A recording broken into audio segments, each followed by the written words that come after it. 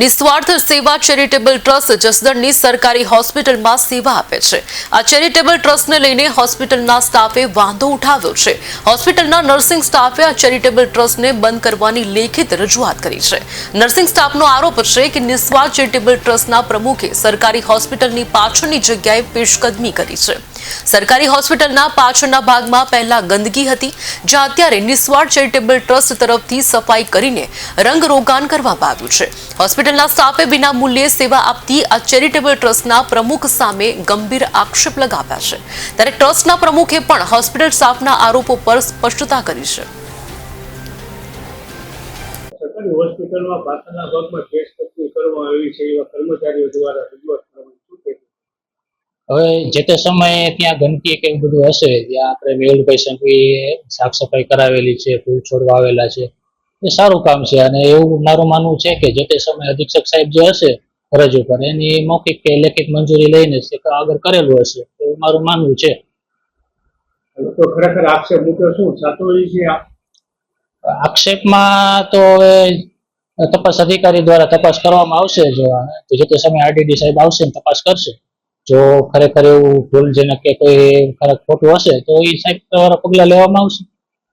ગઈકાલે ઉપરથી તપાસ આવી હતી સાહેબ, એમાં શું નિર્ણય લેવામાં આવ્યો? એમાં નિર્ણય તો હજી તો તપાસ આવેલી છે। નિર્ણય આગળ આરડીડી સાહેબ પૂરી તપાસ થયા પછી લઈ શકે, એ પહેલા તો ના લઈ શકે। ડોક્ટર અફઝલ ખોખર અત્યારે અધિક્ષકમાં ઇન્ચાર્જ તરીકે ફરજ બજાવું છું। બધી ફૂલ છોડ અને બધી વસ્તુ વાવી છે, તમે સુવિધા કરી છે દર્દીઓ માટે, અને તમારી ઉપર લોકો આક્ષેપ કરે સરકારી કર્મચારી, શું કહેશો આપ? એમાં એવું છે કે અમે લગભગ આમ ગણીએ તો છેલ્લા 5 વર્ષથી અમે આ સેવા કાર્ય કરીએ છીએ, અને અમારા સેવા કાર્યમાં 1% અમારો સ્વાર્થ હોતો નથી। અમે દર્દીના હિત માટેના જે કંઈ કાર્યો કરીએ છીએ અહીંયા, પણ ઘણા સમયથી જે નર્સિંગ સ્ટાફની બેદરકારી હતી એ બાબતે પણ અમે ઘણીવાર રજૂઆત કરી, ધ્યાન દોર્યું, પણ એને કંઈ સુધરવાનું નામ નહીં લેતા।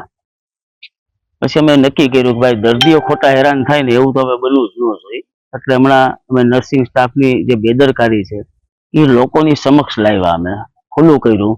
એટલે નર્સિંગ સ્ટાફને અમે થોડાક નડતરરૂપ થઈ ગયા એટલે એને અમારી અલગ અલગ પ્રકારની ફરિયાદો ચાલુ કરી। એક પણ તથ્ય વગરની ફરિયાદો, એક પણ પુરાવા વગરની ફરિયાદો કે અમે અહીંયા ધાક ધમકી આપીએ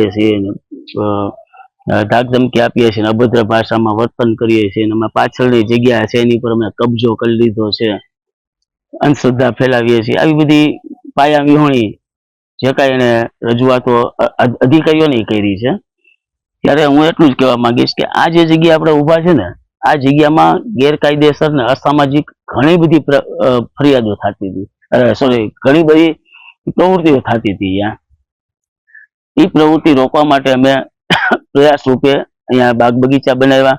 આ પાછળ જે આંબલીનું ઝાડ છે એ આંબલીના ઝાડ ફરતો મેં ઓટો કર્યો। કોઈ ઝાડને પૂજન કરવું કે પગે લાગવું એ ક્યાંય પાપ દેખાતું નથી મને। અહીંયા અમે કોઈ દોરા ધાગા ધતિંગ કે એવા કોઈ પણ જાતના કાર્યો કરતા નથી કે લોકોમાં અંધશ્રદ્ધા ફેલાય। આ જગ્યામાં ઘણી બધી અસામાજિક પ્રવૃત્તિ થતી હતી, ત્યારે મને એ વિચાર આવે છે ત્યારે નર્સિંગ સ્ટાફને કેમ દેખાણું નહીં કે ભાઈ અહીંયા અસામાજિક પ્રવૃત્તિ થાય છે તો આપણે આપણા ઉપલી અધિકારીને જાણ કરીએ અને અસામાજિક પ્રવૃત્તિ રોકીએ। અમે અસામાજિક પ્રવૃત્તિ થતાં અહીંયા રોકી છે।